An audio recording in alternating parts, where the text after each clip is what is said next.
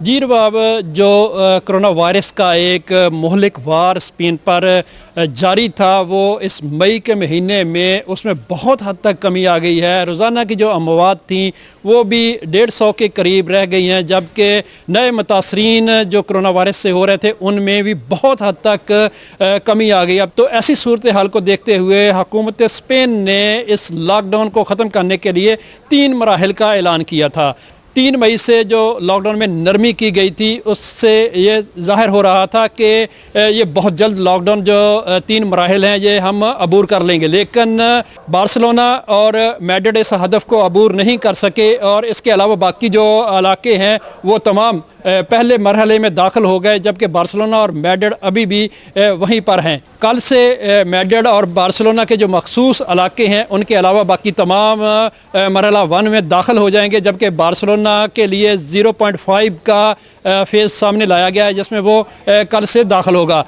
अगर वो 0.5 में दाखिल होता है तो उसके लिए क्या मज़ीद नरमियाँ होंगी। जो पहले से दुकानें खुली हुई हैं, छोटी ग्रॉसरी की दुकानें हैं, हेयर सैलून हैं, दफ्तर हैं, तो उनमें पहले पेशगी वक्त लेकर जाना पड़ता था, लेकिन अब उसको ख़त्म कर दिया गया है। इसके अलावा भी दुकानों के अंदर लोगों के जमा होने की जो अंदर दाखिल होने की लिमिट है उसको भी मुकर्रर कर दिया गया है और 10 लोगों के साथ नमाज जनाजा की अदायगी भी हो सकेगी। अमूमी गुंजाइश से 1/3 अफराद के साथ इबादत गाहों को भी खोल दिया जाएगा। बल्दिया बार्सिलोना 20 मई से सुबह 6 से लेकर शाम 8 बजे तक साहिल समुंदर और 148 पार्क्स को खोल रही है, जिसमें लोगों को सैर की इजाज़त होगी।